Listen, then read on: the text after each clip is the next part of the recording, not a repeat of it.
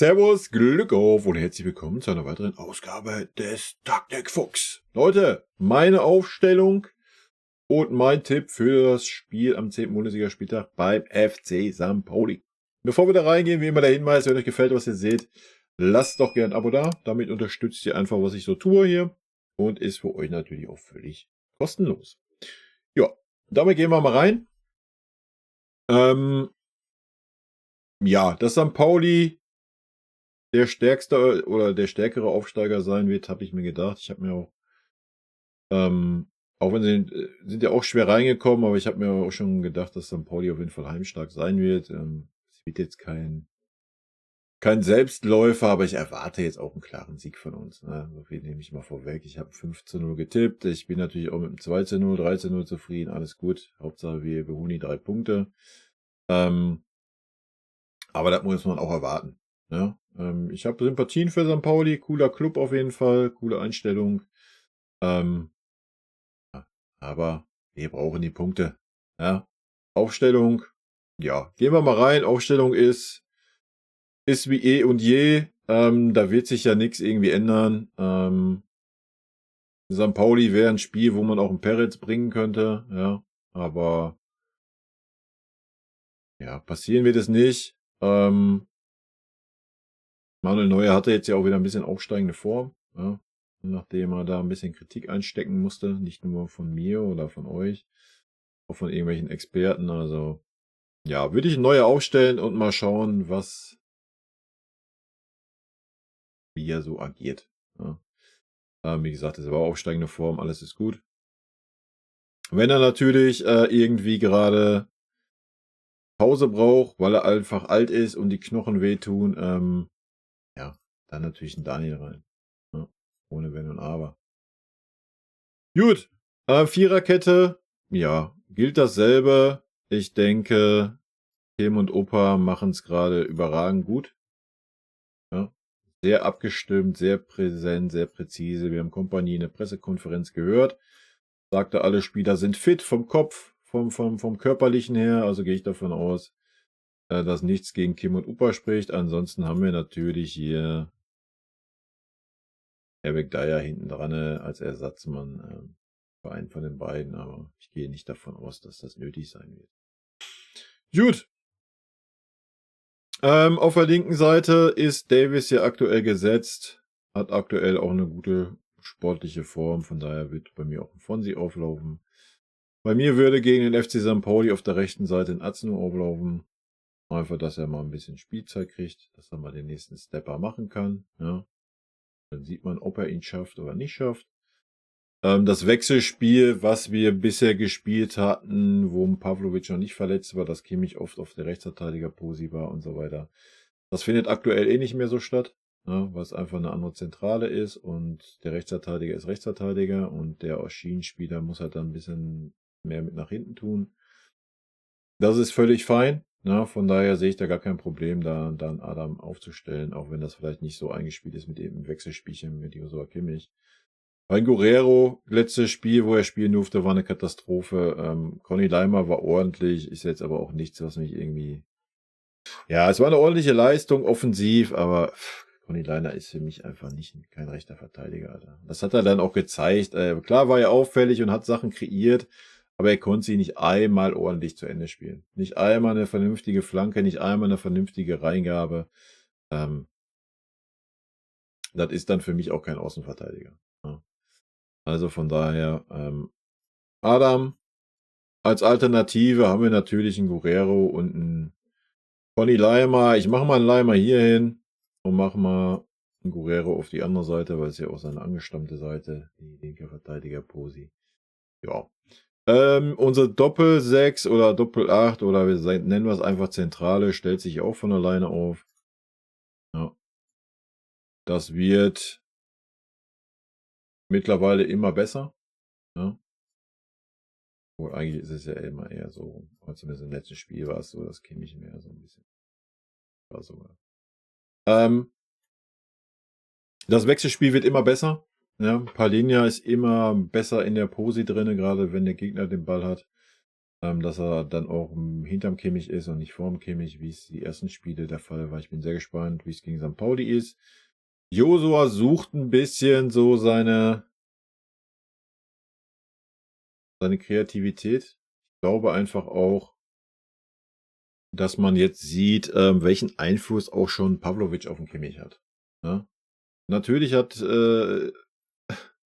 Kimmich einen starken Spielaufbau, aber wenn man sieht, ja, seitdem Pavlovic weg ist, hapert's natürlich. Natürlich war 'n Palhinha nicht der Mann ist, der den Spielaufbau gestaltet, ja, aber auch 'n Kimmich kriegt es bisher jetzt noch nicht so gut hin, aus der Position des Achters irgendwie das Spiel zu gestalten, ne? Das muss man mal ganz klar sagen.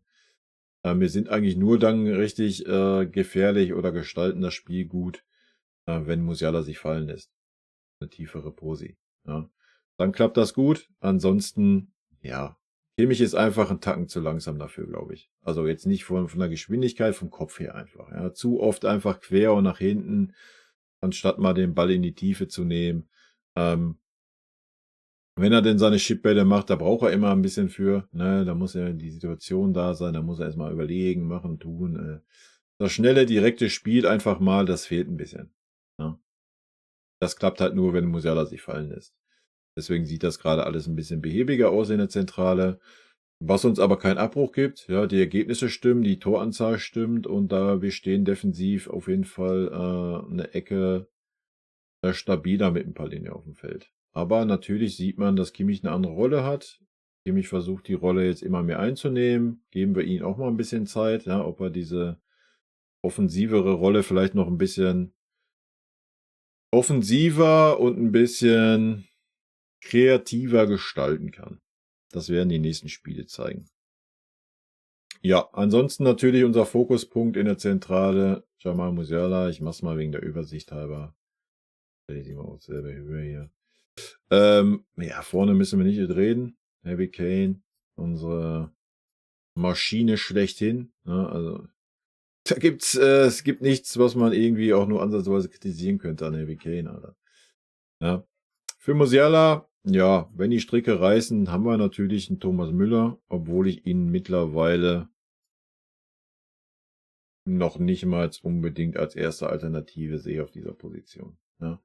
Weil auch 'n Leroy kannst du da hinstellen, du kannst auch 'n Michael da hinstellen, du kannst selbst 'n Serge Gnabry da hinstellen. Coman vielleicht nicht so, ja, aber selbst da hättest du 3 Alternativen. Hier haben wir natürlich, ja, können wir mal beide hier eintragen. Tragen wir hier mal 'n Leon ein. Hier tragen wir mal 'n Conny ein.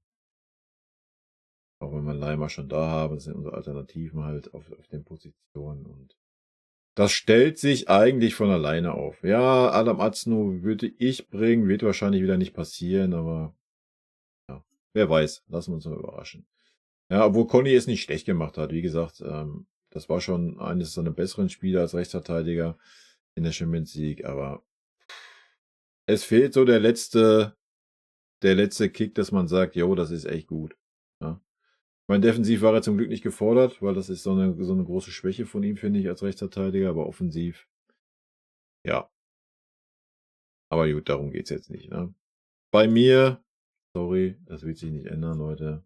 Es sei denn, er bricht ein, aber bisher bricht da gar nichts ein. Ja, Michael, rechte Seite, feuerfrei. Ähm, Da mir Sané einigermaßen, souverän gefallen hat von der Einstellung her, wo er im letzten Spiel kam, würde ich ihn lieber von Anfang an bringen und würde ihn auf die linke Seite stellen. Ja, hatte unterm Tuchel eine starke Phase gehabt auf der linken, halblinken Posi. Ansonsten können die natürlich auch variabel durchtauschen. Auch 'n Musiala kann sich auf die halblinke Posi fallen lassen, habe ich ja schon gesagt. 'N Leroy dann über die Zentrale kommen oder Michael über die Zentrale und Leroy über die rechte Seite. Genauso wie sich 'n Harry Kane fallen lässt und Musiala in den Strafraum geht und so weiter. Das ist hier eine ganz variable Geschichte, die 4 Spieler, ja. Ähm, für mich wird 'n Leroy in der Startelf stehen, hat mir von denen, die wir als Alternativen haben, was einmal 'n Gnabry ist, und einmal 'n Coman. Ja, hätte ich natürlich andersrum machen sollen. Und Gnabry ja aktuell auch mehr über die linke Seite spielt. Ähm, ja, ich sehe Leroy da aktuell ein bisschen vorne. Coman, ja, hat auch aufsteigende Form, keine Frage. Ist natürlich auch so eine frische Geschichte, hat 'n Kompanie ja auch gesagt in der PK. Das können wir natürlich nicht einschätzen. Ähm, aber 'n Michael ist ja meistens nach 60 Minuten draußen, warum auch immer. Natürlich der Sache geschuldet, dass wir 4 starke Außenspieler haben, ja, kann ich schon nachvollziehen. Also, das sollte man ja dann auch nutzen. Ist ja jetzt auch nicht so, dass die kommen irgendwie super schlecht sind. Leroy hat 'n gutes Spiel gemacht, wo er kam. King hat ja auch wieder aufsteigende Form. Gnabry ist der 'n bisschen abfällt grade. Ähm, ja, das war aber auch abzusehen. Wobei man sagen muss, dass Serge aber auch dafür defensiv, viel mitarbeitet für Fonzie Davies, der dann, vorne präsenter ist. Ähm, ja. Ob 'n Leroy da Bock zu hat, weiß ich nicht, ne? Müsste man sich halt mal anschauen, aber ja. Ich würde es mir anschauen. Ich denke, ähm, ja, Leroy sollte man jetzt mal die Chance geben und dann kann er jetzt mal langsam zeigen, was jetzt Phase ist oder was nicht Phase ist, ne? Ich denke mal, 'n Spiel über 90 Minuten, wird langsam Zeit und, ja, dann wollen wir mal sehen, wie die Einstellung passt. Breche immer diese Unterbrechung, ne? Ja, Leute, das ist alles. Das wäre meine Aufstellung, ja? Ähm Wilde Nummer. Das eine beendet, dann klingelt gleich noch mal. Gut, aber eigentlich bleibt mir eh nur noch die Abmoderation, Leute. Das wäre meine Aufstellung. Wie immer, haut gerne eure Tipps fürs Spiel, eure Aufstellungen in die Kommentare. Und, dann bleibt mir nur, euch ein schönes Wochenende zu wünschen. Auf ein schönes Spiel, auf ein gutes Ergebnis für uns und rot-weiße Grüße gehen raus, Leute. Und natürlich vielen lieben Dank für euren Support hier auf dem Kanal. Vielen lieben Dank für euren Support hier auf dem Kanal. Und in diesem Sinne, gute Freunde kann niemand trennen.